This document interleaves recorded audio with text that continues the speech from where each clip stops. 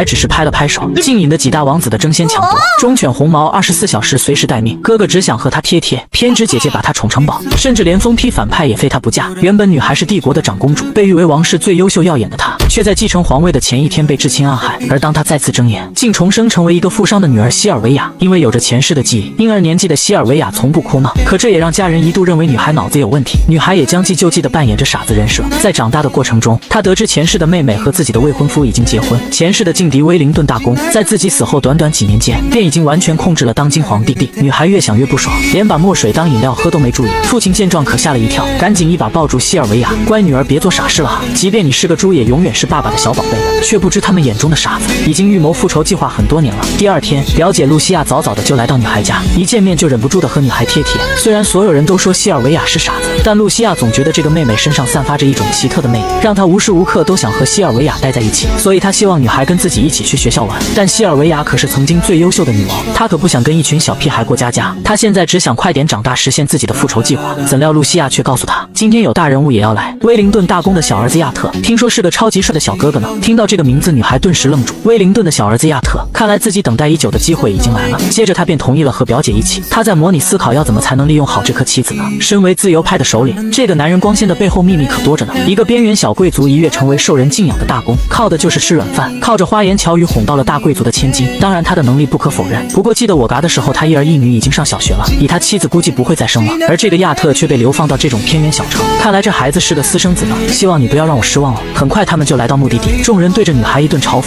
傻子就赶紧回家斗地主去吧，也赶来觊觎亚特少爷。希尔维亚并不在意他们这些幼稚的行为，棕发女孩玛格特一副高高在上的姿态。从他们的交谈中，玛格特似乎对皇宫很熟悉，她是当今国王情妇的侄女，甚至还说什么公主殿的加持传说。听说那个地方非常可怕，斯蒂芬公主就是在那里自尽的。据说是因为斯蒂芬公主生前生活糜烂，现在还被皇帝陛下设为了禁区。女孩脑袋顿时窘紧，我是自杀的，我怎么不知道？更令她震惊的还在后面，他们竟然说是因为斯蒂芬公主因为水性杨花被阿多尼斯大人拒绝，所以才自杀。所以啊，那种女人就是真该死啊！这下女孩忍不住了，老娘前世对爱情坚贞纯洁，兢兢业业操劳国事，打了无数胜仗，带领帝国走向致富之路，最后遭到亲妹妹和未婚夫的背刺。那个我全心信任的恋人，那个我推心置腹的同伴，甚至我死后连个好名声都不留给我。她真的忍不了一点，她表示斯蒂芬公主是被陷害的。忽然一旁的跑车下来一人，一把剑径直指向女孩，男孩声音很是冷漠，区一个负伤之女，竟敢忤逆当今陛下的圣旨，你难道是那个贼人斯蒂芬公主的信徒？女孩这才看清楚威灵顿私生子的样子，这小子一脸傲气。露西亚赶紧出来打圆场，表示自家妹妹脑袋有点不好使，斯蒂芬公主嘎的时候我妹妹还没出生呢。可男孩眼神依旧冷漠，我在跟他说话，你没资格插嘴。好小子倒是挺敏锐的嘛，看他的样子应该是从威灵顿那里听到了些什么，要是没有前世记忆，说不定还真被你给吓到。但你面对的可是魔女般的公主啊。接着希尔维亚直接开始表演，毕竟从小到大建立的傻子人设现在就是使用的时候。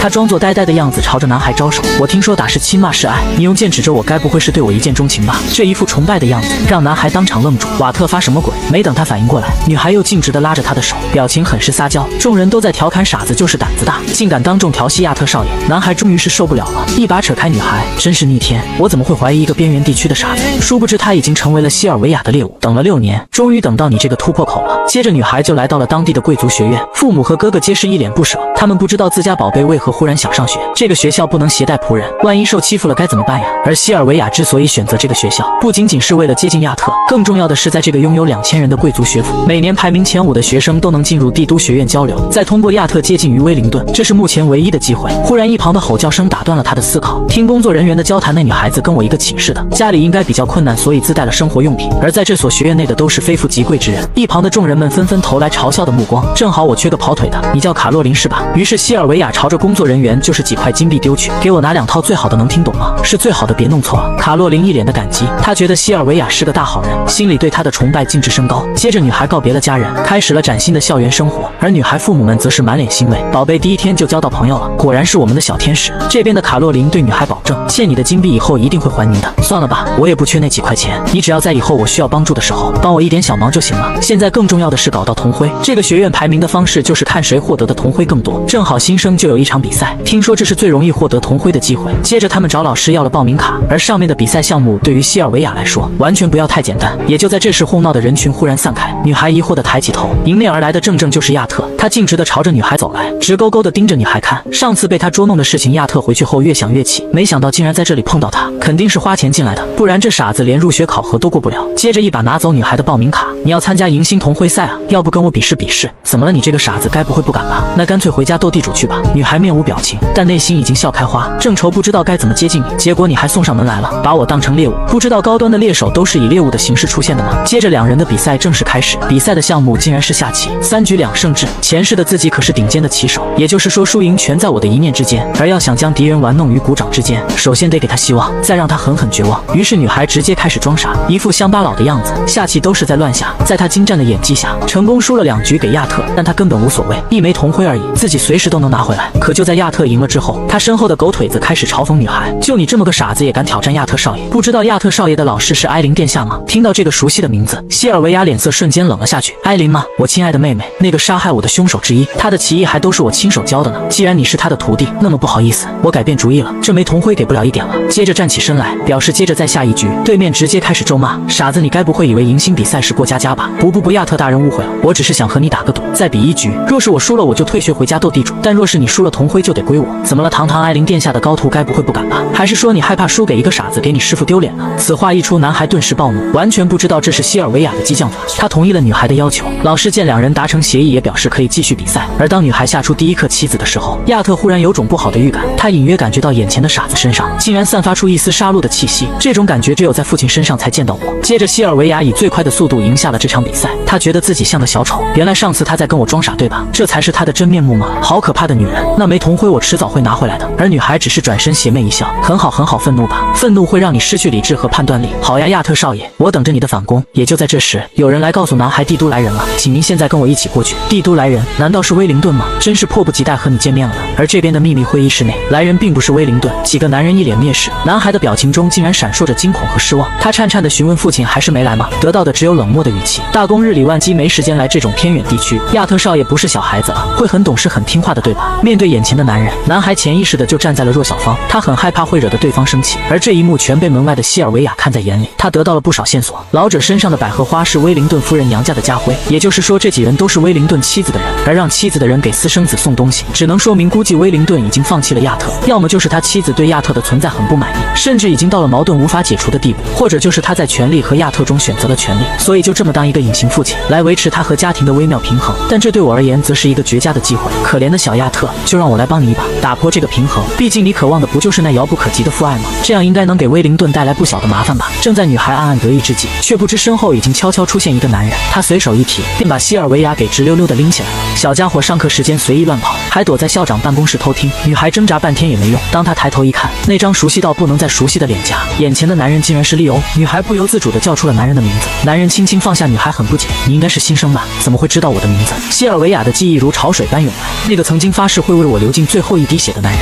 最忠诚于我的男人，我怎会忘记你呢？女孩呆呆看着利欧出神，而这一刹那，男人竟然产生了幻觉，他在眼前的女孩身上居然看到了公主的影子，真是不可思议。是因为太过于想念了吗？女孩很不解，利欧明明是帝国第一骑士，为何会出现在这里呢？在得知男人早已辞职，现在只是学校的保安后，她愤怒的情绪就忍不住了，而男人只是安抚她别多管，不能守护那位大人，第一骑士的称号便失去了意义，还不如离开那个肮脏的地方。女孩内心很感动，她竟然是为了自己才离开黄兜的，但这也让她意识到一个问题，曾经的仇人们纷纷青云直上，要么达官要么贵人，而我的亲戚们却过得这么惨淡。算了，这个场子老娘一定找回来。接着就准备快速溜走，怎料却被利欧一把拦住，逃课和偷听，我以保安队长的命令惩罚你打扫学院的花园。他们的争吵声被房间内的男孩听到，他一把推开房门，怎么又是你这个傻子？接着随之而来的是无止境的愤怒，自己在里面的谈话肯定被他听到了，就像是遮羞布被拆穿。男孩竟然气急败坏的情绪失控，他一把狠狠抓住女孩的手，但因为反应过于激动，下一秒就被利欧给制止了。学院内禁止暴力，更何况你面对的还是个女孩子。小伙子，你有点浮躁啊。西尔维亚都忍不住想笑，这男人还是这么严格。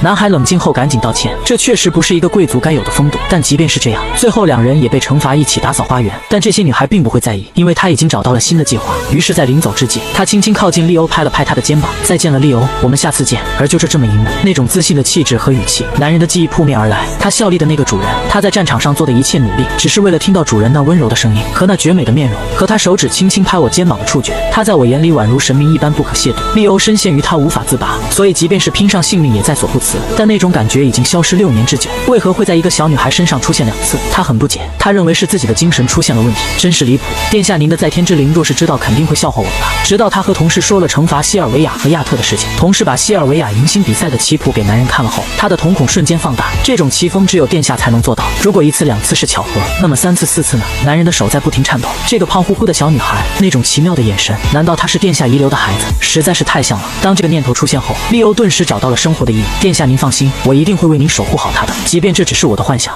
另一边，花园里斯图亚特正认真打扫着，希尔维亚出现，跟他打招呼。经历了之前的种种，斯图亚特对这个可爱的女孩恨得咬牙切齿，直接转身无视，继续专注扫地。可希尔维亚并没有因此放弃，反而被激起了斗志。斯图亚特实在看不惯他在自己面前晃来晃去，抄起扫把就朝他抡去。让开，我不想看到你！没想到希尔维亚轻松躲过，还稳稳踩在扫把上。斯图亚特脸色瞬间变得十分难看。希尔维亚缓缓开口：“不必为了管事的事懊恼，你该在意的只有威灵顿大公。”他心里清楚，这世上最了解威灵顿虚伪内心的，非自己莫属。接着，他向斯图亚特保证：“我能让这些管事对你毕恭毕敬，甚至让威灵顿大公都注意到你。”什么？斯图亚特闻言，一脸难以置信。可爱小萝莉摔倒了，自称绅士的男孩非但没扶她起来，反而像见了鬼一样把她赶走。只因男孩卑微的小心思被看透，他当场破防。斯图亚特故作镇定喊道：“我父亲一向很关注我，我也想好要送他的礼物了，不必你费心。”希尔维亚听到礼物2字，瞬间警惕了起来，看来不能小瞧这个小崽子。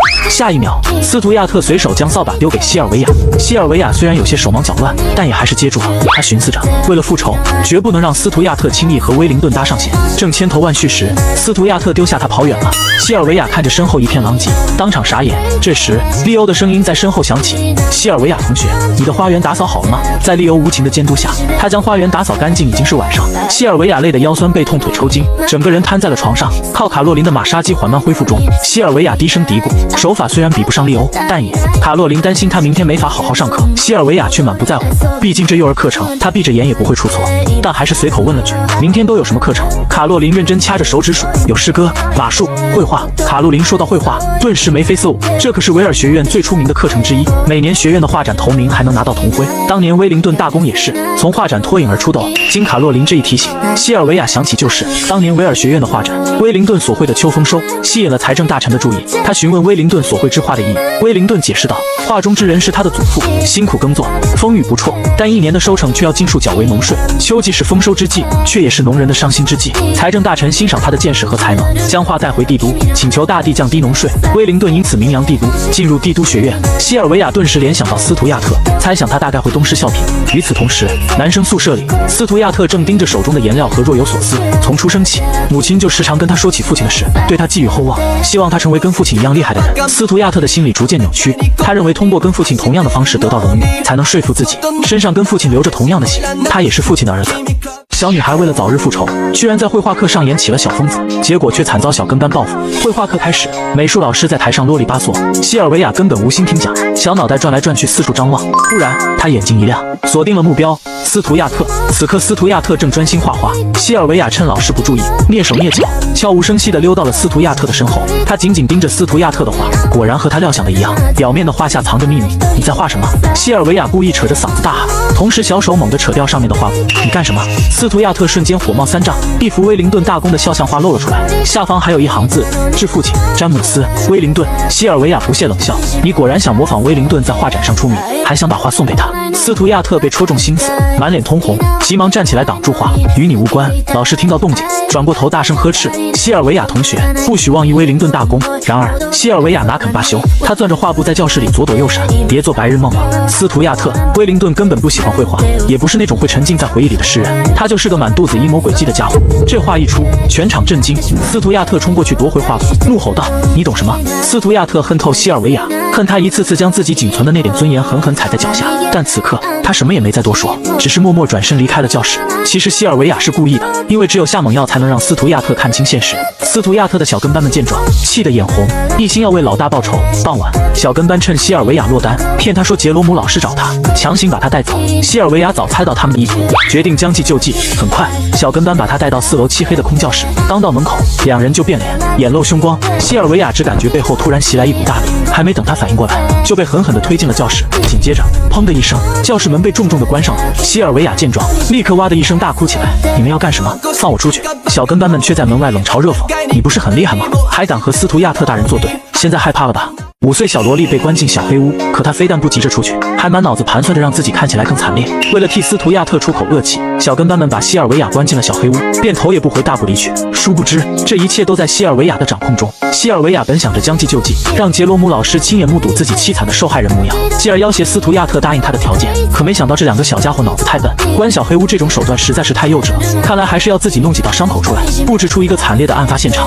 与此同时，在西尔维亚的巧妙安排下，卡洛琳慌慌张张地跑去寻找杰罗姆老师，结果一个不留神，直接撞上了一堵肉墙。卡洛琳吓得脸色苍白，下意识地赶紧鞠躬道歉：“对不起，利欧大人。”利欧看着眼前这个惊慌失措的小姑娘，心平气和地问道：“什么事这么慌张？”卡洛琳急得泪流满面：“我的室友西尔维亚不见了。”利欧听到这话，脑海中瞬间浮现出那个像殿下的小鬼，神色一紧，连忙追问：“发生了什么事？”卡洛琳抽泣着，一五一十地把事情交代清楚。几天前，西尔维亚特意嘱咐我说，学院里有人要害他，如果他下课没及时回寝室，就让我赶紧去找杰罗姆老师。现在距离他平时回寝室的时间已经过去5个小时了。利欧身为学院护卫队队长，学生失踪他责无旁贷，立刻联系护卫队，全面展开搜寻。夜幕悄悄降临，利欧一路排查，终于找到了4楼那间教室。他心急如焚，来不及多想，猛地一脚踹开大门，大声呼喊：“西尔维亚！”然而回应他的只有无尽的死寂。那一刻，一种强烈的不祥预感涌上利欧的心头。西尔维亚该不会已经遭遇不测了吧？就像殿下当年那样。利欧陷入了深深的自责中。如果我没有被那些人支开前去平乱，如果我敏锐一些发现他们的阴谋，如果我早一点回城，他越想越觉得脊背发凉。难道自己真的永远都救不了那些自己想保护的人吗？就在这时，身后突然传来啪嗒一声轻响，利欧猛地转身，只见发现了！利欧居然发现西尔维亚就是斯蒂芬妮公主。利欧听到对面教室传来动静，他撒腿冲了过去，使劲敲门：“西尔维亚，是你吗？你在里面吗？”门后的西尔维亚一听这声音，直接就蒙圈了，怎么回事？说好的罗杰姆老师呢？怎么是利欧啊？他深知利欧不好糊弄，无奈之下，只好赶紧把脸上的污迹擦掉。你往后退点。利欧的声音再次响起，没等西尔维亚反应过来，他嗖的抽出剑，猛地一挥，那教室门直接被劈得稀巴烂。傻眼的西尔维亚再次傻眼，幸好躲得够快，不然可就惨了。利欧眼看西尔维亚安然无恙，一个箭步冲到他面前蹲下：“我终于救下了我想救的人。”听到这话，西尔维亚脑袋里全是问号：“你想救的人？”结果利欧一个激动，握住西尔维亚的手有些用力过猛，疼得他下意识甩开利欧的手。这一甩，一个东西从他袖子里飞了出去，西尔维亚顿时呆住。利欧眼疾手快，已经把东西捡起来了，原来是个小小的弓弩。利欧拿着这弓弩摆弄了好一会儿，然后拉开弓弦，只听咻的一声，箭射出去，直接在天花板上砸出个大坑。没想到这小小的袖箭杀伤力这么大，这下西尔维亚就是有10张嘴也说不清了，只能硬着头皮瞎编：“我要是说这就是个小孩玩的玩具，你信不？”利欧自然不信，直接拆穿：“这袖箭的穿透力足以破坏学校的门锁，这可不是你这个年纪的小孩子能有的东西，甚至帝都的贵族子弟都求而不得，你却早就准备好了这种东西，可以随时离开，为什么不走？难道这袖箭不是用来开锁，而是用来报复那些欺负你的人？”利欧这破案速度太快，西尔维亚被问得哑口无言，但他还想狡辩一下：“这是爸爸从格里瑟帝国带回来送给哥哥的星际玩意，是我偷偷拿来吓唬他们的，我没想要动手，其实我也不太会用。”看着利欧神色有所缓和，西尔维亚大胆拍了拍他的肩：“大杀器怎么能用来开锁？这就像利欧大人你，浪费才能在这里当个护卫，我要是你的主人，早就心疼死了，才能是最不能被浪费的东西。”利欧一听这话，心里猛地一震，恍惚间他看到斯蒂芬妮殿下就站在眼前：“是你吗，殿下？”利欧说着，一把将西尔维亚紧紧抱住。西尔维亚有那么一瞬间沉浸在这久违的拥抱里，可很快就清醒过来，猛地一把推开了利欧：“你叫我什么？”反击了！西尔维亚终于反击了，对着那俩嚣张小跟班一顿教训，结果却误伤了斯图亚特辛苦做的活。西尔维亚听到利欧喊自己殿下，心里咯噔一下，他太清楚利欧的性子，一旦承认自己是斯蒂芬妮，这消息立马会传遍四方，复仇计划就全泡汤了。于是他立刻装出一脸懵懂：“什么大人啊？西尔维亚还是个小孩子。”利欧瞬间回过神，觉得自己想多了，没错，他只是个小孩子。他朝西尔维亚伸出手：“走吧，我带你回去。”西尔维亚稍作犹豫，还是握住了那只熟悉又温暖的手，心里却五味杂陈。他知道现在还不是和利欧相认的时候。第二天，西尔维亚被困的事在学院传开，大家都怀疑是斯图亚特干的。这时候，西尔维亚推开教室门走了进来，原本闹哄哄的教室一下子陷入死寂。西尔维亚像没事人一样坐下画画，小跟班们竟洋洋得意吹嘘了起来，就知道他这暴发户不敢跟贵族作对。话音刚落，就见西尔维亚二话不说，抄起一桶脏水，哗啦一下，从头到脚把黄毛浇了个透心凉，黄毛直接被泼傻掉。你干什么？西尔维亚礼貌一笑，这是小小的回礼。黄毛气得暴跳如雷，可是西尔维亚并没有打算收手，他又拎起另一桶脏水，朝着紫毛大步走去，让你们好好看看暴发户到底敢不敢和贵族作对。紫毛吓得撒丫子就跑，西尔维亚紧追不放，把我关在空教室的时候不是很威风吗？紧接着，西尔维亚瞅准时机，猛地把水泼了出去，结果紫毛往画架后面一躲，整桶水不偏不倚，全泼在了斯图亚特的画上，众人全傻眼，西尔维亚也慌了神，怎么办？还来得及补救吗？可惜来不及了。斯图亚特沉着一张脸走进教室，冷冷地吐出一句：“又是你。”西尔维亚紧张地咽了咽口水，就在他以为斯图亚特要对自己动手的时候，只见斯图亚特手一挥，撕啦一声扯下了画布。我知道是他们先招惹了你，所以这次我不计较，但是以后你给我滚远一点，离开我的视线。说完，他转过身，那瘦小的背影微微颤抖着。西尔维亚心里猛地一揪，下意识伸手拉住了他。西尔维亚仅凭一句话就成功拿下斯图亚特，开启复仇计划关键的一步。斯图亚特蓦然回头的刹那，西尔维亚眼中满是惊惶，他万万没想到，平日里嚣张跋扈的斯图亚特竟然会猛然落泪，而罪魁祸首居然是娇小柔弱的自己。西尔维亚无奈之下，试图安慰情绪失控的男孩：“你的话就算弄脏，也能拔得头筹。”可这话显然没啥卵用，斯图亚特根本不在乎这个，他的目的只有一个，那便是把画献给父亲。西尔维亚灵机一动，凑到斯图亚特耳边：“你可以请管事会帮忙，把画带给你父亲。”而斯图亚特却满脸嫌弃，仿佛觉得他的话无比荒谬。一计不成，西尔维亚决定使出激将法，他嘴角微微上扬，带着一丝挑衅的意味开口：“敢不敢跟我打个赌？不过嘛，经过迎新赛的事，我猜你没这个胆子。”这话一出，彻底点燃了斯图亚特胸腔的那股怒火。赌就赌，谁怕谁？斯图亚特想都没想，就这么一头扎进了西尔维亚精心的布局中。西尔维亚眼中闪过一丝不易察觉的得意，放心，我一定会赢的。几天后，备受关注的美术比赛如期而至，一切正如西尔维亚所料，斯图亚特毫无悬念斩获了第一名。到场的宾客无不对他的画作惊叹，然而管事会那几个人却显得格格不入。尽管美术老师毫不吝啬对斯图亚特的才华称赞，管事只当他在自吹自擂，冷冷丢下一句：“会向大公转达您的功劳”，便高傲转身离开。几个管事这次似乎是为了什么巨大的利益而来。本森怒斥手下办事不力，这么多贵族巨贾，你们居然一个合作都没谈成。西尔维亚在角落默默注视着这一切，他眼中没有丝毫意外，因为他早就知道管事们是为了那件事而来，而这无论对他还是对斯图亚特那小子来说，都是一个绝佳的机会。斯图亚特鼓起勇气找到本森，请求他把那幅画带回去给父亲。本森面无表情看向画作，却欲言又止。斯图亚特的心瞬间悬了起来，本以为事情要黄，没想到本森突然点点头：“少爷，我们会将您的心意带给威灵顿大人的。”可斯图亚特却一点也开心不起来，他清楚地看到管事们眼中的敷衍与轻蔑，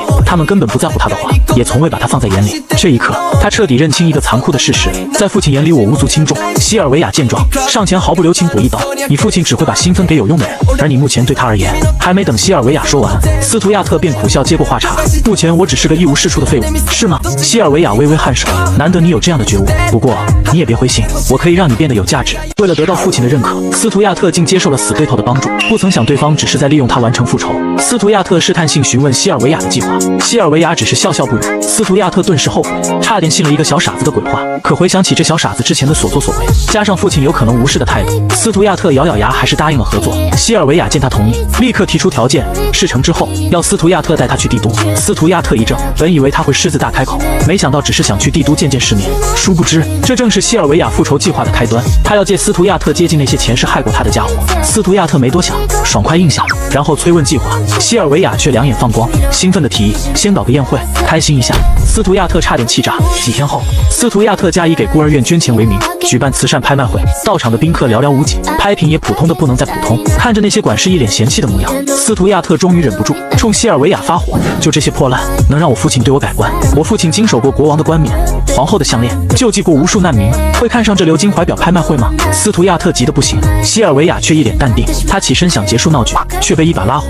西尔维亚擦擦嘴，缓缓开口：“这只是第一步，我准备的拍品比国王的冠冕还珍贵。”他坚信那件宝贝一定能被大价钱拍下。斯图亚特从他的眼神中看到了坚定和自信，可是他并不认为乐善好施的名声能赢得父亲的青睐。只见西尔维亚优雅地站了起来，留下一句：“政治就像冰山，本体永远在水下。”斯图亚特听得一头雾水。这时，西尔维亚迈着小短腿走上拍卖台，大声招呼：“女士们、先生们，看这里！”在场宾客纷纷投去异样的目光，心中满是疑虑，不明白斯图亚特怎么跟这个小傻子混在一块。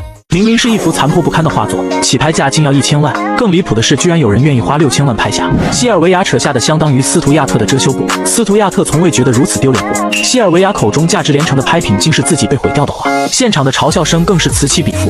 斯图亚特心想，这破画能卖出20万都算奇迹。就在众人等着看笑话时，西尔维亚嘴角勾起一抹意味深长的弧度，起拍价1000万。本森震惊的瞪大双眼，暗想这孩子怕不是疯了。而傻眼的斯图亚特再次傻眼，这脸丢大了，恐怕以后在维尔城混不下去了。这时，西尔维亚瞥了他一眼，眼神里仿佛在说：“看好了，水下。”斯图亚特一时反应不过来，就见西尔维亚开始表演了起来。斯图亚特大人告诉我，威灵顿大公为他讲过一个童话故事。听到这，现场的人突然对这个傻子来了兴趣。西尔维亚有模有样接着编故事。从前有个国王准备考验他的大臣们，他带来数之不尽的金银、璀璨夺目的珠宝、恒久流传的艺术品和一个破烂头盔，任凭他们随意挑选。其他人都选择了财宝，只有一个小侍卫选择了那个头盔。国王好奇询问他为什么，小侍卫回答道：“这个头盔比任何稀世珍宝都珍贵，因为这是陛下还是不受重视的王子时期一直带着的东西。”国王觉得终于找到了知音，最后选择了这个小侍卫成为自己的继承人，让他拥有了无尽的财富和宝藏。这就是威灵顿大公最低调的小儿子讲给我的故事。不过西尔维亚太笨了，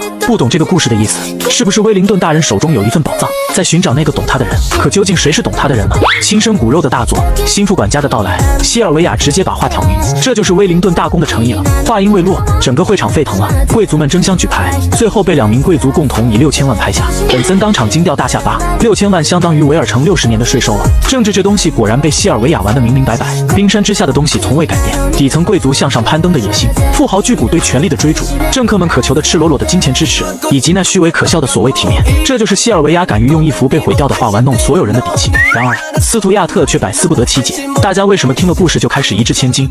赫赫有名的帝国大公，居然是个不折不扣的凤凰男。6000万巨款刚进威灵顿大公的腰包，他就犯了嘀咕，自家那鸟不拉屎的穷乡僻壤，哪能掏出这么多油水？属下禀报，这是全是斯图亚特和一个叫西尔维亚的姑娘的手笔。威灵顿瞬间对西尔维亚来了兴趣。与此同时，西尔维亚正在为这6000万的用途发愁，唉声叹气中，斯图亚特冷不丁凑过来长吁短叹。西尔维亚吓一跳，你为什么学我？斯图亚特极力反驳，谁学你？我也在思考。西尔维亚好奇他这小脑袋瓜能想出什么话，原来他想不通那些人为何愿意高价购买自己的画。西尔维亚差点笑喷，还是大发慈悲告知这个小傻子，自古以来，政治和金钱就是一对形影不离的密友，不管是官僚还是贵族，想要在政治舞台上大展拳脚，都必须要有金钱的支撑。斯图亚特听后脱口而出，那不就是受贿吗？嘘！西尔维亚赶紧手动给他闭麦，好心提醒话不能乱说，大人们称呼这东西为政治现金。威灵顿大公这次派那几个管事来维尔城的目的，就是为了索取政治现金。当年这招还是斯蒂芬妮公主想出来的，真要吸血，不如从那些乡绅富豪下手。可惜这事不能放到台面上来说。斯图亚特瞬间懂了，所以你就用一幅画做借口，让他们能把钱送到父亲手上。西尔维亚挑眉点头，这就是所谓上等人想要的体面。斯图亚特突然蔫了，难怪自己不受父亲待见，他跟母亲一样给不了父亲想要的体面。说到这，斯图亚特破天荒聊起自己的母亲，别人都以为他是厉害的交际花，其实他只是一个很好的母亲。我母亲爱上我父亲的时候，他只是偏僻小镇的穷小子，他承诺出人头地就回来娶我母亲，可谁能想几年不见，他摇身一变成了政坛新贵，转头娶了帝都大贵族的女儿。我母亲和我一样，看不到政治的冰山之下的金钱交易，看不到那些名为体面的贪婪和无耻，以为出身平民的大公永远会有一颗和平民一样的心，没想到他却一直游走在我母亲和帝都夫人之间。被3番5次的甜言蜜语哄骗之后，母亲彻底绝望，最终走上了绝路。万万没想到，平日里嚣张跋扈的斯图亚特，私下竟是个纯情傻憨憨。西尔维亚只是摸了一下他的手，他就以为人家喜欢他。想起母亲在自己眼前抹脖子的场景，斯图亚特不禁泪流满面。更可笑的是，这一切的罪魁祸首，竟是他拼命讨好的父亲。西尔维亚见状忙安慰，利益交换，这就是权贵的规则。斯图亚特当然明白这个道理，只是他也渴望亲情。他看着西尔维亚，忍不住羡慕，有相爱的父母，疼爱他的哥哥。反观自己，唯一疼爱他的母亲已经不在了，只有一心想他死的继母，憎恶他的哥哥姐姐，以及那从不露面的父亲。西尔维亚听他说完，突然觉得这小子别扭归别扭，其实挺可怜的。你恨威灵顿吗？西尔维亚试探着问。斯图亚特却沉默不语。西尔维亚大概猜到答案，你渴望威灵顿的认可，但也怨恨他，对吗？斯图亚特隐忍的情绪在此刻爆发。对，他玩弄了我母亲，欺骗了我母亲，如果不是他，母亲就不会死。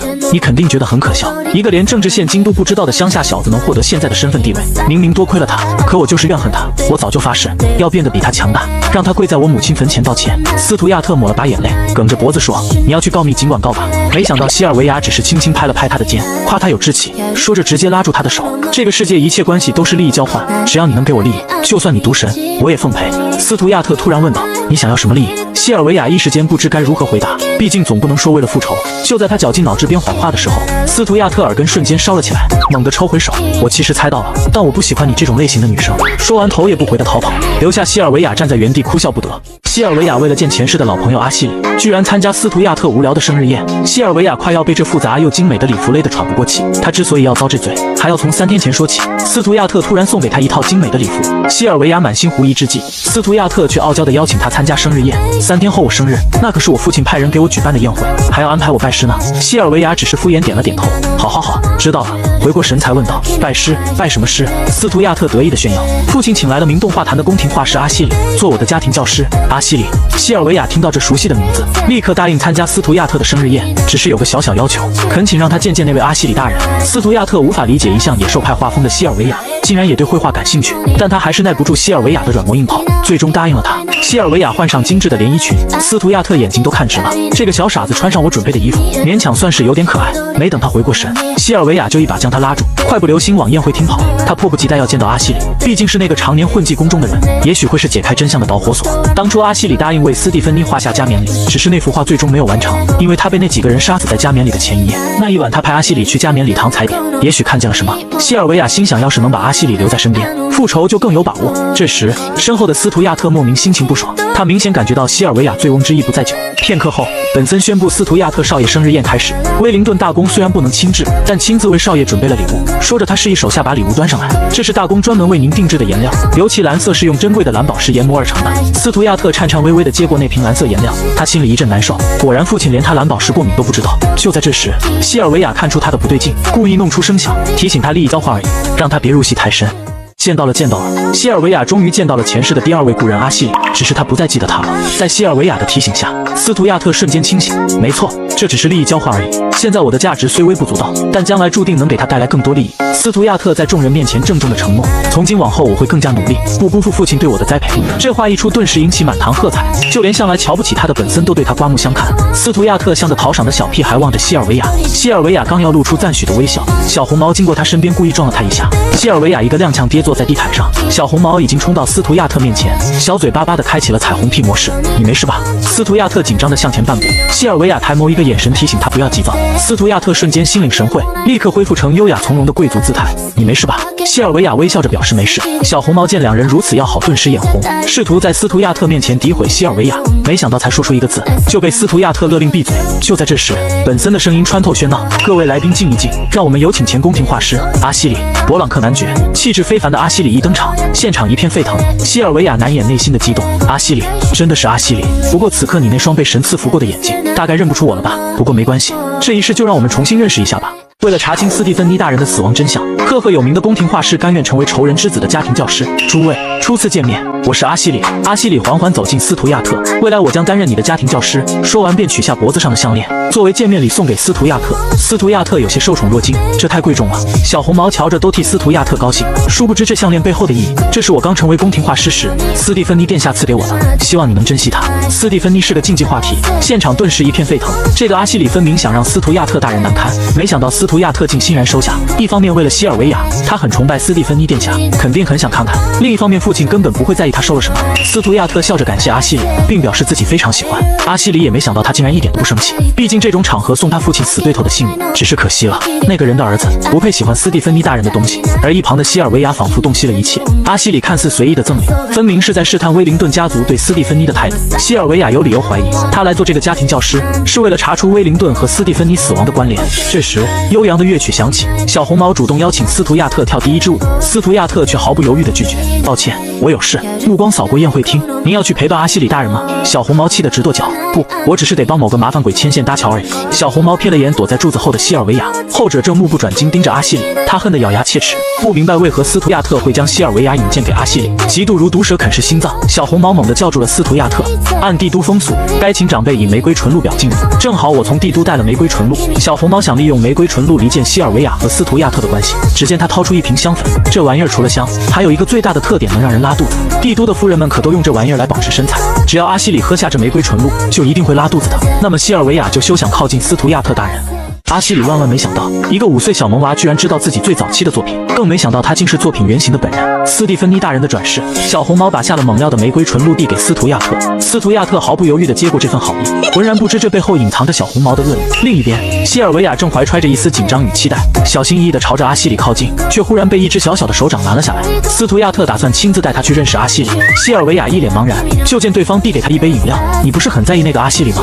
我带你去给他献上玫瑰纯露。紧接着，两人来到阿西里跟前，老师，这是我的朋。斯图亚特突然有些语塞，脸上闪过一丝犹豫，似乎不知该如何介绍西尔维亚。短暂的停顿后，他咬咬牙大喊道：“我的同学，他很仰慕你，想向您献上饮品。”这一嗓子音量大的差点没把西尔维亚给震懵。这孩子发什么神经？西尔维亚定了定神，然后甜甜的开口：“晚上好，阿西里大人，我最喜欢您的那副躲藏起来的少女了。”阿西里微微一愣，眼中闪过一抹意外之色。他没想到一个5岁小屁孩居然知道他早期的作品，可西尔维亚知道的远不止如此。他还清楚的知道，那幅画的原型正是斯蒂芬妮。当年斯蒂芬妮不过是偷了个小懒，稍作休憩，就被阿西里用画笔定格在了画布之上。谈及这幅自己倾注了独特情感的作品，阿西里原本略带严肃的面容明显缓和了许多。就在这时，角落里的小红毛正神色鬼祟地盯着他们。西尔维亚敏锐地察觉到了那道异样的目光，顿时一种不祥的预感涌上心头。他在看什么？是斯图亚特吗？可斯图亚特却不以为然，一心想着向阿西里举荐西尔维亚。阿西里老师，请品尝这玫瑰纯露，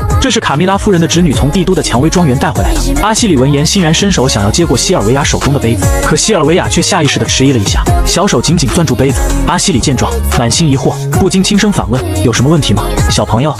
帝国最厉害的神医都没发现阿西里的眼睛有问题，而一个5岁小女孩却仅凭一杯饮料就轻易识破。西尔维亚送玫瑰纯露的手立马抽回。斯图亚特对西尔维亚的行为表示不理解。西尔维亚心思细腻，瞧着狗狗碎碎的马格特，瞬间猜到玫瑰纯露有鬼。这马格特向来小气，怎么会好心让出好东西给自己讨好别人？为了拆穿马格特的阴谋，西尔维亚打算让他先品尝一下纯露。说时迟那时快，一下子冲到马格特跟前，猛地把他拽了出来。马格特，我听说品鉴帝都的饮品可是别有一番规矩。马格特被迫接过纯露，脸色别提有多难看。就见西尔维亚一脸天真的问：怎么不喝？这玫瑰纯露有什么问题吗？马格特被几百双眼睛盯得直发毛，忙掩饰：没问题，能有啥问题呢？说完，马格特硬着头皮将玫瑰纯露一饮而尽，把杯子对向西尔维亚：这下你满意了吧？西尔维亚眨巴着大大的小眼睛：满意啥？你还没讲要怎么品尝呢。这时，马格特肚子发出拉稀信号，他强忍着疼痛大喊：我不要和你讲话，自知在留要出丑。马格特丢下一句：下次再找你算账，便一个箭步跑路了。斯图亚特凑到西尔维亚耳边询问，西尔维亚却表示稍后再说，当务之急是和阿西里单独聊聊，毕竟6年未见，得试探一下他的立场。斯图亚特一听，瞬间打翻小醋坛子，有啥我不能听的？阿西里见状，立刻上前打圆场。真正的绅士应该满足美丽女士的一点小要求。斯图亚特无奈，只好目送两人离开，心里担心西尔维亚受骗。不一会儿，西尔维亚和阿西里来到花园亭子，阿西里先开口：可爱的小小姐，你要和我说啥呢？西尔维亚一脸严肃：您眼睛出了问题吧？阿西里老师。阿西里心中一惊，没想到被他识破，强装镇定笑了笑：为什么这么说？我可是……西尔维亚打断：我听闻您是以精妙色彩运用著称，哪怕是玫瑰纯露红中混入一丝嫩粉，你也能分得出来。阿西里愈发疑惑，她一个富商之女，怎知贵族秘闻？西尔维亚接着解释：马格特赴宴不会带毒药，只能用香粉动手脚，香粉有颜色，有着一双神似的眼睛的宫廷画师阿西里，为什么没看出那杯玫瑰纯露有问题？总不能因为我们是乡下小孩就格外放心吧？阿西里看到西尔维亚那一刻，不知为何尘封的记忆被唤醒，沉寂的真相也渐渐浮出水面。西尔维亚目光闪烁，试探发问：您的眼睛出了问题，却能当斯图亚特的老师，难道您和威灵顿大公关系匪浅？阿西里心头一震，没想到这个小女孩如此机灵，她实在不忍将幼崽卷入肮脏的政治漩涡，于是转移话题：我好久都没见过这样聪明又咄咄逼人的女孩了。说着，阿西里下意识伸手想要摸西尔维亚聪明的脑袋瓜，就在指尖距离发丝仅有0.01毫米之时，他的手突然顿住，而后缓缓收回。西尔维亚身上的敏锐、强大、旺盛的生命力和锐不可当的攻击性，无一不让阿西里忆起斯蒂芬妮殿下，心中愧疚犹如宠溺噬心。当初若能及时通知殿下，他或许不会惨死，自己也不至于落到如今田地。加冕前夜，阿西里意外撞见埃琳和阿多尼斯激烈争执，两人在谋夺斯蒂芬妮一切的计划上产生了严重分歧。埃琳显然对阿多尼斯的敷衍忍无可忍，阿多尼斯急忙劝说：我并非敷衍，斯蒂芬妮的脾气你清楚，若我们说出那件事，她定不会轻饶我们。埃琳冷笑一声，嘲讽道：你还没认清现实，在我那好姐姐眼里，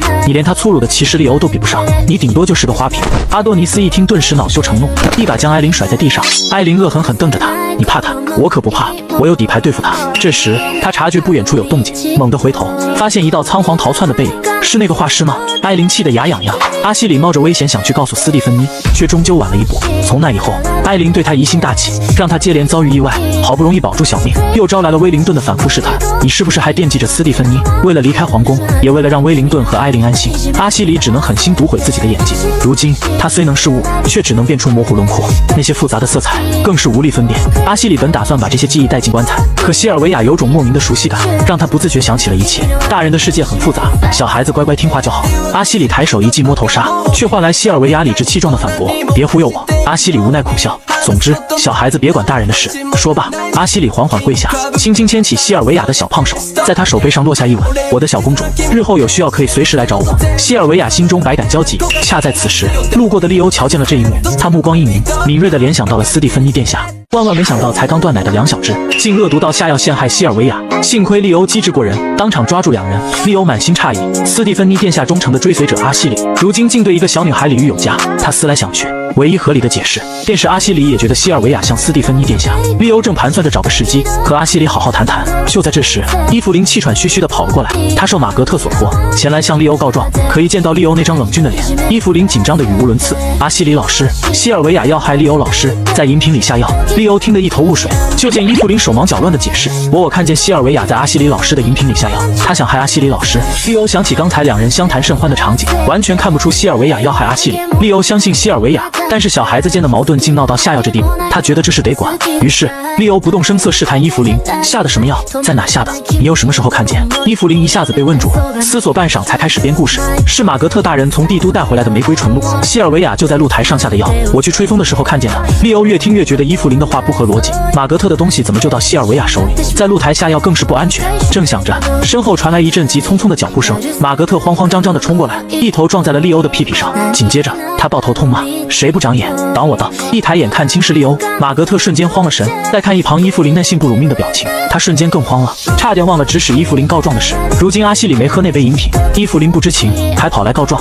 马格特一咬牙，打算把责任全推给西尔维亚。利欧老师，我喝了西尔维亚的饮品，现在肚子疼得厉害。利欧压根不相信马格特的话，恶狠狠瞪着他，厉声质问：到底是西尔维亚下药，还是你？马格特赶忙反驳：我没有。利欧紧握手中的佩剑，眼神犀利的仿佛看穿一切。马格特，你确定要在我面前撒谎？马格特顿时沉默不语，而利欧已然认定他就是幕后主谋。伊芙琳则是帮凶。伊芙琳一听利欧要上报学校，吓得立马倒戈，将真相和盘托出，是马格特说要下药，让西尔维亚出丑的。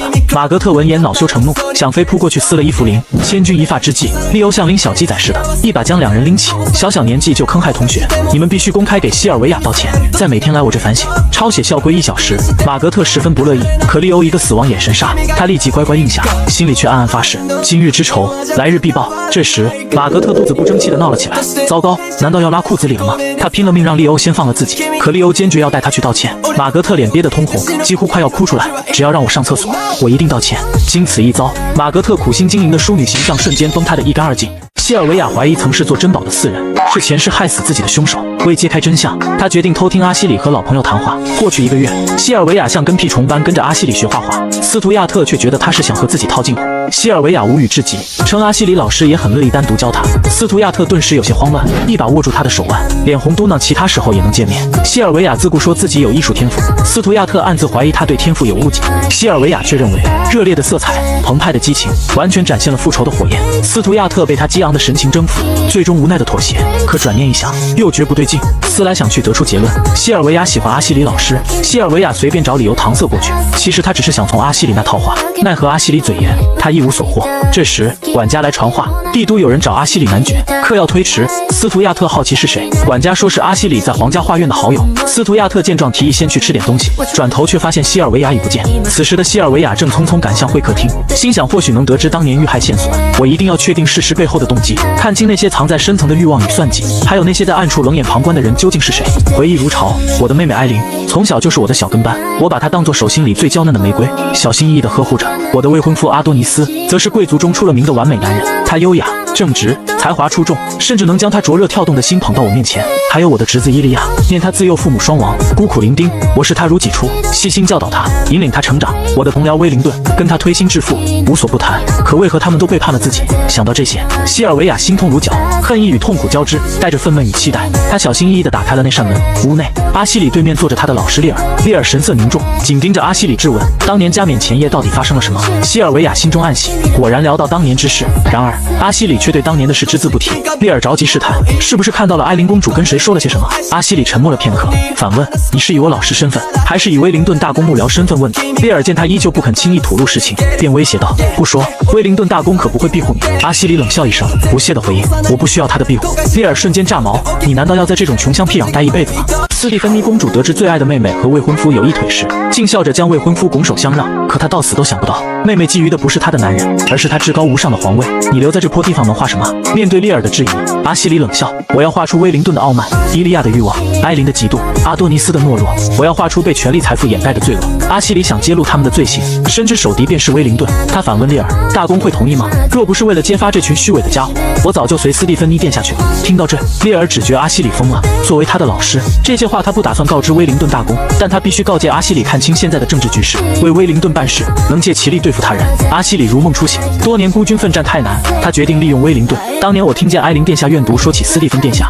至于底牌是谁，我就不知道。唯一知道艾琳公主形容他为东方的贵人。希尔维亚诧异，艾琳怎么会认识东方的人？阿西里盼着斯蒂芬妮殿下的灵魂能告诉他真相，即便无法复仇，也要用画笔记录下这场犯罪盛宴。他发誓一定要找到这些人残害斯蒂芬妮的证据。希尔维亚顿时眼眶湿润。6年来，阿西里不惜伤害自己为他证明。他很庆幸，除了利欧外，还有人铭记斯蒂芬妮，而真相却荒诞到让人不敢相信。加冕前夜，斯蒂芬妮拆穿了艾琳和阿多尼斯的关系。出于对妹妹的疼爱，她让出了阿多尼斯。艾琳先是愣了一下，然后尴尬笑笑开口：姐姐真好，要不干脆连皇位都让给我算了。斯蒂芬妮以为是玩笑，却不知这是艾琳的真实目的。因为姐姐太爱妹妹，所以妹妹希望姐姐永远消失。斯蒂芬妮认为爱情只是锦上添花，远不及血亲来的珍贵。既然妹妹喜欢阿多尼斯，她愿意把他让给最爱的妹妹。只是没想到这份善意却成了他们眼中最大的威胁，自己的退让最终变成了伤害自己的利刃。那晚，斯蒂芬妮被艾琳引到那家池畔，周围的守卫也被人故意调走。毫无预兆，艾琳的匕首刺入斯蒂芬妮胸口，带着淬毒般的怨毒。姐姐，你永远不懂活在你影子里的滋味，永远捡你剩下的。你站的地方我只能仰望，只要你消失，一切就都是我的，不是吗？斯蒂芬妮倒在血泊，温热的血漫进池边泥土。她望着艾琳扭曲的脸，至死都不解，自幼呵护的亲情怎滋生出这般狰狞恨意？意识模糊间，她听见阿多尼斯的声音，何必亲自动手？艾琳喘息回应：我自有办法收尾。两人脚步声渐远，留斯蒂芬妮在死亡边缘挣扎。这时，她看到了伊利亚，她最疼爱的侄子。斯蒂芬妮伸手，以为是最后的救赎，却撞进她脆冰的冷笑：亲爱的姑姑，您的血染红月亮时一定很美吧？阿多尼斯的漠视，伊利亚的变态，如2记重锤，碾碎他最后的希冀。有人从背后按住他的头，冰冷池水灌入鼻腔。那人声音低沉：今晚没人能救你。他没有力气睁开双眼，直到窒息而亡。重生后，他深知幕后操控者都指向威灵顿，但他的仇人远远不止明面上的4人，还有许多谜团等待揭开。希尔维亚微微勾唇，笑意未达眼底，他轻声呢喃：威灵顿，你操控众人杀死我那一刻，有没有想过，有天我会通过你的血脉接近你，我会教他执掌你视若生命的权利，用我家族的资源为他铺路。等这个孩子站在与你同等的高度时，我要让他亲手毁掉你的政治资源，把你推下神坛，这就是我对你的报复。吵起来了，吵起来了！最爱斯蒂芬妮的2个男人为了希尔维亚吵起来了，只因他们不知道希尔维亚就是斯蒂芬妮的转世。阿西里的出现引起了利欧的强烈不满，当即就把人请去了例行询问。威灵顿家的家教何时要全天候监护学生？你又为何来维尔城？阿西里一脸淡定：这是我的隐私。利欧嗤笑一声，言语满是讥讽。斯蒂芬妮殿下最狂热的歌颂者，成了威灵顿大公的座上宾，这可是帝都的大新闻，连远在维尔城的我都有所耳闻。你想知道大家怎么说的吗？都说好狗见了谁都摇尾巴。阿西里忍无可忍，当即反击：论忠犬，谁比得过利欧大人呢？可惜啊，忠犬变成了幼儿园的看门犬，整天就知道陪小孩子做游戏。利欧不甘示弱，起码我没去给仇人家孩子当老师。听到这，阿西里激动起身，怒对利欧：你懂什么？当年斯蒂芬妮殿下救我于水火，从那时起，我就决定以画笔为武器，永远追随殿下。威灵顿和艾琳，我都不放在眼里。迟早有一天……话未说完，利欧急忙打断：隔墙有耳。阿西里却满不在乎：我孤家寡人，没啥可担心。回过神才反应过来，利欧话里有话，你是说小希尔维亚？利欧大人如此关注一个小女孩。利欧压低声音：你既然知道殿下的死有问题，就应该明白有多少双眼睛盯着殿下身边的救人。你这般轻佻的亲近，可能会害死那小女孩。阿西里不以为然：我只是对小女孩友好罢了，更何况不是还有你护着她吗？你该不会把她当成是斯蒂芬妮殿下的替代品了吧？利欧瞬间心虚否认，他记得1个月前阿西里跪下亲吻希尔维亚的时候不是这样说的，明明是他说她是公主。阿西里觉得荒唐，没想到利欧仅凭他的只言片语就编织了一场梦。阿西里走到利欧面前，劝道：别像以前那么愚蠢。利欧一脸无所谓，即使希尔维亚不是殿下，我也想保护她。阿西里冷笑，既然他有幸和殿下有几分相似，或许就是上天派来帮助我们的。你该借他之时，引起背后那些人的注意，为殿下报仇。利欧一听，猛地一把揪住阿西里的衣领，你疯了吗？阿西里轻笑回应，我没疯，我只知道任何人都可以成为殿下复仇的棋子，我可不会像你一样，因为她是一个莫名其妙的小女孩就怯懦不前。好好想想吧，护卫长大人。只因西尔维亚是第一富商家的千金，舞蹈课上竟无一人愿意当她的舞伴。老师宣布自由选择舞伴练习华尔兹时，同学们纷纷积极地寻找搭档。这时，斯图亚特的目光不自觉地落在了西尔维亚身上，觉得西尔维亚除了自己，怕是再无别的选择。既然如此，那我就勉强答应他吧。就在他这般傲娇自恋之时，一个小男生径直走向西尔维亚，小心翼翼地邀请他做自己的舞伴。而此刻的西尔维亚满脑子都在想着威灵顿给阿西里安排了什么任务，压根没注意到眼前的状况。等他回过神，才发现面前站着个小男生。你说什么？他一脸茫然。斯图亚特看到这一幕，心中极度的快要发狂。偏偏这时，老师特意点名华尔兹跳得最好的斯图亚特，让他到前面与自己搭档，给大家做示范。斯图亚特强忍着内心的怒火，咬咬牙应道：好，来就来。这一切都被马格特看在眼里，他心中渐渐涌起一股怨恨。斯图亚特大人为什么总是如此关注那个傻子？难道想做他的舞伴？斯图亚特大人如此尊贵，却和那样一个傻子共舞，一定会成为笑柄。想到这儿，他急忙走上前，打断了西尔维亚和小男生的对话。喂，杰拉德，你居然要邀请这个暴发户跳舞？华尔兹可是号称灵魂共鸣之舞，你真打算和这种人共鸣？马格特这一番话让杰拉德不禁犹豫起来，西尔维亚则一脸不解地望向马格特，心里犯嘀咕：这小红毛怎么三番五次找我麻烦？马格特得寸进尺，继续羞辱西尔维亚。像他这种人，谁要是跟他做搭档，肯定也会被人嫌弃。这话一出口，班上的同学们都像避瘟神似的，纷纷远离西尔维亚。斯图亚特见状，莫名焦急起来，生怕真的没人愿意和西尔维亚做舞伴。可西尔维亚却根本不屑与这群小屁孩玩这种幼稚的争斗。只见他迈着自信的步伐来到马格特面前，冷笑一声：我本来就看不上这些人做我的舞伴，我会有一个比你们所有人都出色的舞伴。听到这话，马格特不由自主地望向斯图亚特。斯图亚特心中一阵窃喜，这家伙话怎么说得这么直白？果然本少爷的魅力无人能挡。西尔维亚还不是轻松被我拿捏？既然他都这么夸我了，我也该大度些答应他。就在斯图亚特兴奋地准备婉拒老师的邀请时，西尔维亚却突然转身朝着课室外走去。我这就去邀请他。马格特当场傻眼，心里疑惑，他这是要去找谁？而斯图亚特望着西尔维亚离去的背影，瞬间明白了一件事，所以我刚才纯粹是自作多情啊！明明是利欧老师更受欢迎，然而西尔维亚却选阿西里作为舞伴，只因他意欲探明其背后的动因与目的。彼时，西尔维亚迈着小短腿往利欧办公室狂奔，可就在拐角处，竟撞见利欧与阿西里争执得面红耳赤。利欧狠狠揪住阿西里的衣领，怒斥道：你根本不是来找斯图亚特，是来找西尔维亚的吧？好家伙，这两人吵架是为了我！西尔维亚佯装一脸无辜，款步上前：两位老师，这是在干什么呢？利欧神色尴尬笑笑，谎称没什么。阿西里却直言不讳：我们在吵架呢。西尔维亚满心无奈，这二人素来如此，竟至今仍未改变。他强压情绪，天真问道：究竟为什么？阿西里优雅地蹲下：我们在聊你的事哦，小公主，我想请你帮个忙，或许存些许风险，只要你应允，我便将所知一切相告。阿西里态度突变，令西尔维亚疑云密布。殊不知，阿西里实则想确认他是否与威灵顿提及某个计划有关。利欧瞧出阿西里居心不良，当即厉声喝止：阿西里，休要诓骗小孩！西尔维亚，别理他，回教室去。西尔维亚却追问道：什么忙啊？阿西里神色冷峻：帮一个姐姐复仇。利欧为护西尔维亚，赶忙喝令阿西里闭嘴。西尔维亚瞬间一起，几日前偷听到阿西里与利尔的对话，其中满是对前世斯蒂芬妮的忠诚、怀念以及复仇的坚定决心。可如今他已非往昔，身为西尔维亚，褪去了往日的光环与身份，阿西里的忠心是否还会留存？阿西里与威灵顿勾结后，其行动变成了变数。西尔维亚推测，二人争吵许是因威灵顿与复仇计划而起。利欧为人耿直保守，难以深入敌人核心；阿西里则深沉激进，极易被威灵顿这类精于算计的人利用，沦为他的提线木偶。西尔维亚不敢暴露真实身份，只得小心翼翼试探阿西里的立场，故而决定将舞伴换作阿西里。此刻，除了参加舞会，他又添一项任务，探寻阿西里的动因与目的。西尔维亚带来了最出色的舞伴阿西里老师，斯图亚特却当场打翻了小醋坛子。利欧心急如焚，极力阻拦西尔维亚选阿西里那个危险的家伙。西尔维亚信任利欧的忠诚，却对阿西里心存疑虑。为试探阿西里的任务及对自己的态度，更重要的是要找个舞技高超的舞伴帮他镇住场子，所以毅然选择了阿西里老师。毕竟利欧老师跳舞僵硬的就像一棵树，西尔维亚怕他威严受损，毕竟日后还指望他撑腰。无奈之下，利欧只好硬着头皮答应，并暗自决定盯紧阿西里，免得他伤害西尔维亚。望着二人远去的背影，利欧忆起斯蒂芬妮曾说他跳舞像树，西尔维亚竟也知晓，难道只是巧合？另一边，西尔维亚的离去让斯图亚特陷入自我怀疑，同学们也满脸疑惑。马格特不屑嘲笑：什么最出色的舞伴？我看他就是个胆小鬼。趁机跑了。话音未落，西尔维亚与阿西里现身。马格特惊得瞪大双眼：“你的舞伴竟是阿西里老师？”西尔维亚得意一笑：“怎么，你是觉得帝都来的阿西里老师不够出色吗？”马格特闻言立即闭麦。斯图亚特见状，怒火中烧，这就是他所谓最出色的舞伴。贝拉老师赶忙宣布：“各归各位，准备跳舞。”同学们随着音乐舞动，唯有斯图亚特呆立原地。西尔维亚关切询问：“你不是与贝拉老师搭档吗？”斯图亚特赌气大喊：“不用你管！”接着尴尬地抱着空气佯装跳舞。西尔维亚见他气鼓鼓，猜想他回应舞伴丢脸。走神间，阿西里温柔提醒他专心，一曲终了，二人配合默契，赢得同学们赞许。阿西里老师好温柔，西尔维亚跳得好轻盈。马格特却恼羞成怒，要不是阿西里老师，他怎能出风头？贝拉老师继续授课，接下来重新牵手。男孩子主动伸手，同学们纷纷照做。阿西里绅士伸手，西尔维亚动作却陡然顿住，一脸震惊地盯着自己的手。暴露了！西尔维亚的真实身份要暴露了！西尔维亚一脸震惊地盯着自己的手，短暂的惊愕后，他迅速调整，露出尴尬却不失礼貌的微笑的道歉。小时候陪艾琳跳南步跳习惯了，一时没忍住就先伸手了。阿西里见状，心中不禁泛起层层疑云，西尔维亚的习惯竟与斯蒂芬妮殿下如此相似。他的目光开始变得锐利，像是要穿透西尔维亚的伪装，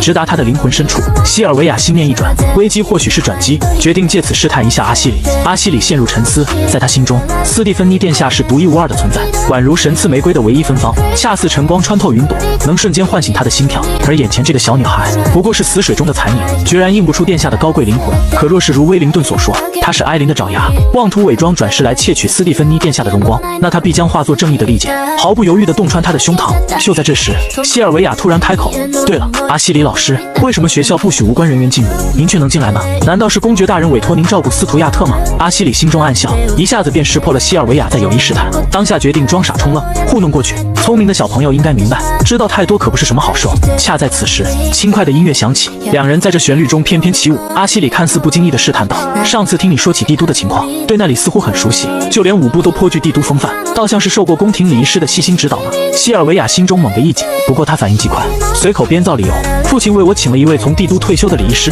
阿西里却不打算轻易放过，步步紧逼：“不知道哪位，说不定我还认识呢。你能不能满足下我想见老熟人的愿望？”阿西里这一连串的追问，让西尔维亚瞬间明白，他不仅开始怀疑自己的身份，而且正充满恶意的一步步试探。他猜测，想必是威灵顿给了他错误的线索。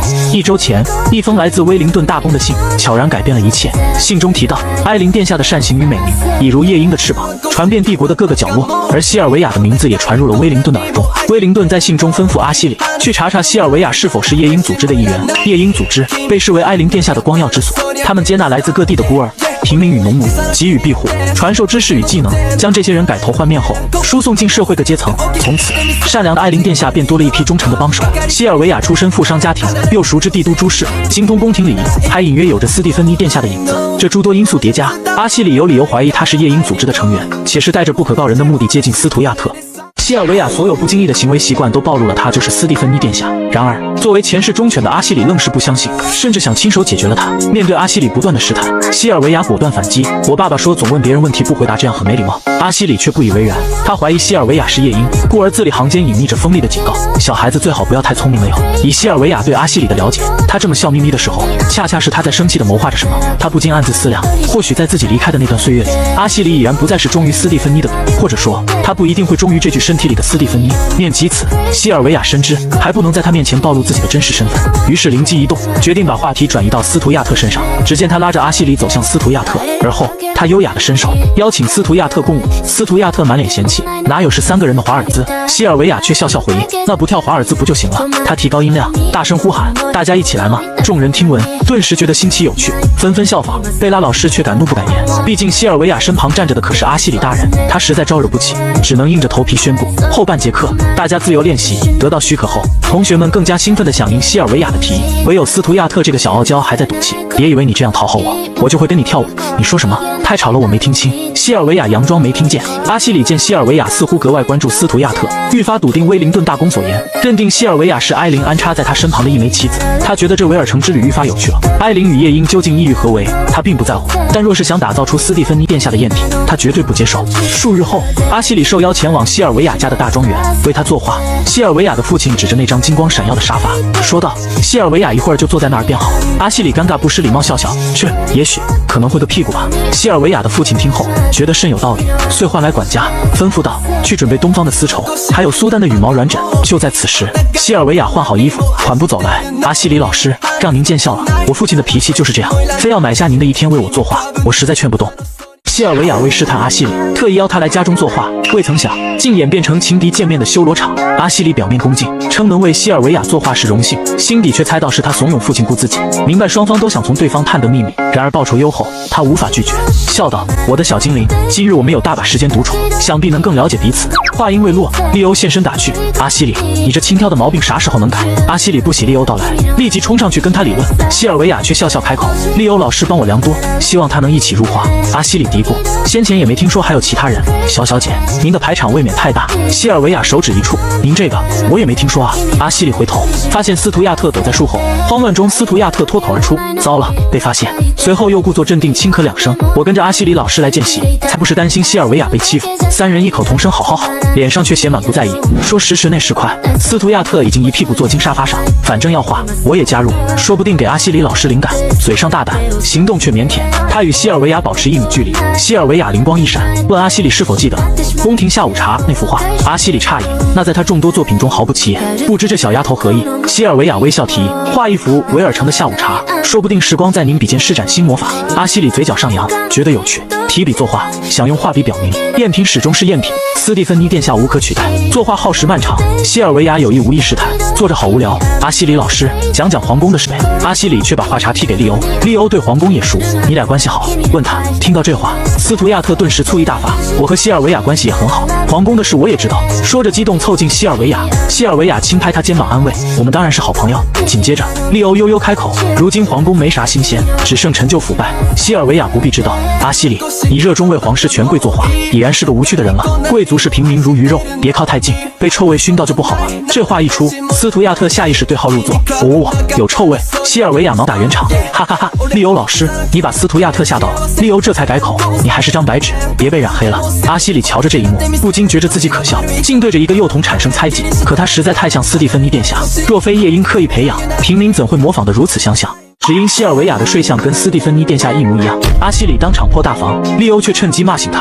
阿西里为自己猜忌一个幼崽感觉到无语，而斯图亚特心思全在那幅画该挂何处。作画时间太久，西尔维亚已悄然睡去，脑袋轻轻靠在斯图亚特肩上。这意外的亲昵让斯图亚特受宠若惊，一时不知所措。大庭广众之下，这可如何是好？要不要叫醒他？正纠结时，西尔维亚的小脑袋不受控制的滑落，斯图亚特眼疾手快，稳稳拖住他的下巴，心里忙安慰自己只是为了作画，可耳根却逐渐泛红。就在这时，阿西里手中画笔猛地顿住，脸色骤变。我也曾这样，像托起太阳一样托起我的殿下。没想到西尔维亚的睡相都跟斯蒂芬妮殿下如出一辙，他心底一阵震颤，手一松，画笔哐当掉落在画板上。西尔维亚被声响惊醒，睡眼惺忪地问：画完了吗？阿西里像只受惊的兔子，噌地站起来，没有。对殿下的深切思念令他神志恍惚，所以匆忙找借口离开。不好意思，我去换支新画笔。利欧察觉阿西里异样，叮嘱斯图亚特照顾好西尔维亚后，赶忙追去。只见阿西里躲在花园角落暗自伤神，我怎么可以在赝品身上看到殿下的光辉？这是对殿下赤果果的背叛啊！那孩子很像斯蒂芬妮殿下吧？利欧的声音骤然响起，阿西里心思被戳破，再次情绪崩溃。模仿殿下的又不止他一个，可他是最像的。利欧一针见血，阿西里无言以对。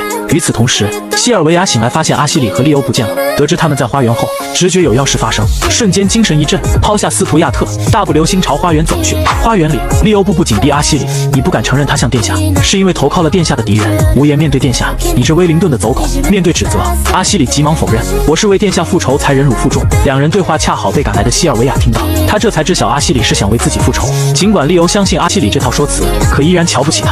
5年了，你为殿下做过什么？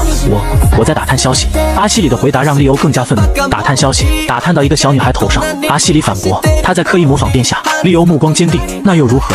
阿西里咬咬牙，说出心中猜想，她可能是夜莺的妻子，我绝不容许妻子玷污殿下的英名。利欧忍无可忍，决定骂醒阿西里，就算能从他身上获得什么，你就真的要利用他达到自己的目的吗？那你的行为和夜莺又有什么区别？西尔维亚与斯图亚特约定，等我们长大一些，我帮你夺回你失去的一切。就在刚刚，利欧一番话如重锤般狠狠砸在阿西里心上，也让西尔维亚心中涌起难以言喻的欣慰。皇有无家有而出长成的释然，他暗忖，看看来在我缺席的岁月里，你的确蜕变良多。即便日后我不再是你的女皇，不再能为你指引方向，你亦能寻得属于自己的道路。利欧继续温言劝诫，只怕阿西里乌要将仇恨迁怒于一个孩童。他曾一度以为西尔维亚是殿下转世，然终究殿下是殿下，西尔维亚亦只是西尔维亚。阿西里顿时自惭形秽，为求苟活，他损伤了珍贵的双眼，欺骗自我，投靠威灵顿。这般行径令他无地自容。利欧坦言，他渴求生存本无过错，错的是失了初心。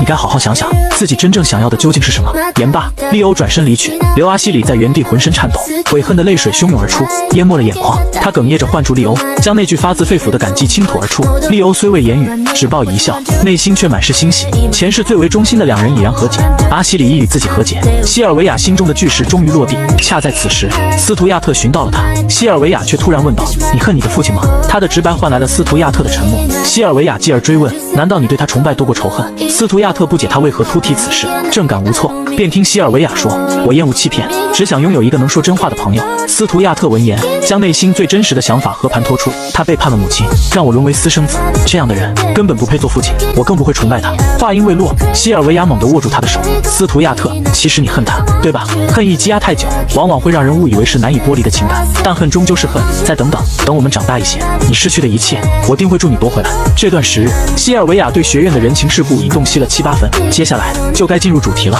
长大了，长大了，西尔维亚长大了。15岁的他以第1名的成绩考入帝都学院，还准备以斯图亚特恋人的身份去见威灵顿。为了成为最耀眼的那颗星辰，西尔维亚利用从密探那获得的只有斯蒂芬妮才知道的线索，掘出深藏的金矿，成为了拥有无尽财富的帝国第1富商之女。她努力学习，成为贵族们望尘莫及的佼佼者。她暗自立誓，要成为他们心中的刺芒，一步一步，直到有朝一日，堂堂正正地走到仇敌们的面前。15岁这一年，西尔维亚以第1名的成绩考入帝都学院，回到了魂牵梦萦的故乡。宿舍门被叩响，卡洛琳雀跃雅地询问小雅要不要参加今晚的开学宴会，听说威灵顿大公和艾琳公主都会来呢。当然了，西尔维亚激动坏了，他终于等到这一刻了。随后，卡洛琳笑着说要回宿舍换漂亮裙子，门刚要合上，一只骨节分明的手骤然撑住门把，带着疾风的气息。等等，斯图亚特的声音混着些微喘息，父亲派管家来请我用晚餐，你要一起去吗？西尔维亚的目光落在他歪扭的领结上，伸手给他整理了一下，又跑过来了，领结都歪了，进来再说吧。门合上后，他轻声问，贸然赴约会不会太突兀？这些年你不是刻意避开了威灵顿的关心和探视？斯图亚特眼底却异常轻蔑，我父亲疑心重，越是反常，反倒能让他减少猜忌。西尔维亚抬眸，撞上他深邃的目光，那你打算怎么介绍我？我的恋人。斯图亚特的声音笃定，却还是补了一句，你不生气吧？西尔维亚忽然踮起脚，指尖轻轻挑起他的下巴，唇角扬起一抹明艳的笑，不生气，求之不得。表白了，表白了！斯图亚特终于向西尔维亚主动承认自己喜欢他了。西尔维亚早已看透威灵顿，怕不是打算借开学宴和斯图亚特一同登场。斯图亚特一听无奈笑了，自己从小就是威灵顿政治生涯的污点，怎会轻易公之于众？西尔维亚让他自信点，如今他也是全国第2进入帝都学院的天之骄子，相较身份，那点桃色秘闻根本不算事。说着，他从身后抱住他，指尖轻挑起他下巴，语气里带着不容置疑的笃定，想赢过他们，就得比他们更无所顾忌。斯图亚特望着眼前小自己1岁的女孩，懂得远比自己多，他甚至怀疑她身体里住着另一个灵魂。西尔维亚却说不管是哪个灵魂，他还是他。斯图亚特不再追问，西尔维亚顺势转移话题，威灵顿打算在首都公开你的存在，他夫人会答应吗？还是他不在乎他的想法？提到这，西尔维亚露出一抹意味深长的笑。斯图亚特心里清楚，这丫头露出这样的表情，怕是有人要倒霉了。晚餐将近，西尔维亚要去换衣服，却偏不让斯图亚特出去。过来，帮我系上背上的绑带。斯图亚特浑身一僵，劝他去找卡洛琳，别让我等。西尔维亚大喊一声，斯图亚特这才走到他身后，指尖触碰到绑带的瞬间，心跳早已乱了节拍。你喜欢我？西尔维亚突然开口。斯图亚特动作一顿，欲言又止。西尔维亚忍不住逗他，不喜欢。斯图亚特深吸一口气，鼓起勇气承认，我喜欢你，从很小的时候就喜欢了。即便西尔维亚说不喜欢，他也依旧坚定，喜欢你是我的选择，不喜欢我是你的自由。转眼间，两人来到威灵顿家别墅，可刚踏入一步，便觉得背脊发凉。这里戒备森严，一顿饭而已，威灵顿到底在怕什么？看来这些年他过得也并不轻松。引路的管家望着斯图亚特，眼底藏不住惊叹，这位少爷真的变了许多，不再是当年那个畏畏缩缩的小男孩了。威灵顿认出了西尔维亚，跟记忆中的斯蒂芬妮丝毫不差，可他却不相信所谓的重生。一旁的管家望着斯图亚特，眼中满是惊叹，少爷近来变化之大，简直犹如脱胎换骨，莫不是被这位小姐影响了？可转念一想，她不过是边陲小城的富商之女，论家世地位哪配得上少爷？她该多结交贵族，娶一位门当户对的千金，前路才能安稳顺遂。管家正暗自思忖，却被一道沉稳的声音打断：“不必拘谨。”威灵顿在众人注视下步入餐厅，语气平和：“只是家宴，随意些就好。我们父子很久没一起吃过饭了，这顿饭算是给你接风洗尘，也是恭喜你以优秀的成绩。”话语未完，他握着酒杯的手猛地一顿，视线不经意扫过希尔维亚，一股骇人的熟悉感如电流窜过全身。“大公殿下，你怎么了？”斯图亚特察觉到他的异样，轻声询问。威灵顿却似未闻，脑海中翻涌着惊涛骇浪。他眨眼的频率，唇角勾起的弧度，那双似笑非笑的眼睛，分明就是斯蒂芬妮。“大公殿下，您的手在抖。”希尔维亚的声音轻轻响起，哐当一声，酒杯应声落在桌面，酒液溅出。希尔维亚嘴角勾起一抹意味深长的弧度，要的就是这种效果。威灵顿深吸一口气，强压下翻涌的情绪，沉声吩咐管家换个杯子，待重新执杯。他看向斯图亚特，给我介绍一下你这位女朋友吧。我与希尔维亚自小相识。斯图亚特坦然道。至于恋人之说，是我一厢情愿，他尚未回应我的表白，但无论结果如何，雅雅都是我最好的朋友。威灵顿的目光转向希尔维亚，语气带着审视：“希尔维亚小姐，为何迟迟不回应犬子的心意啊？”希尔维亚默默低头不语，指尖却无意识地摩挲着食指，那是斯蒂芬妮沉思时的习惯。威灵顿心脏猛地一缩，可他随即闭上眼，再睁开时，眼中已恢复平静。不可能的，他亲眼看着斯蒂芬妮火化，他更无子嗣，重生绝无可能。